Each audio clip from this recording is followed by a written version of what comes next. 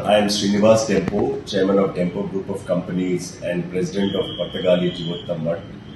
I am really delighted to learn that the Entrepreneurship Conclave, which is jointly organized by the Saraswat Chambers of Commerce as well as Konkani Centre and UK&CO, is happening in the city of Bengaluru on the 7th and 8th of October.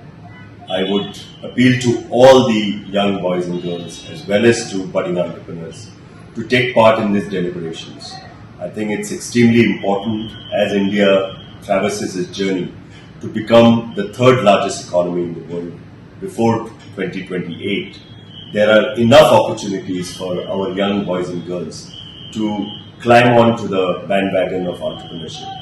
All it requires is courage, it requires determination, passion, and the willingness to dream.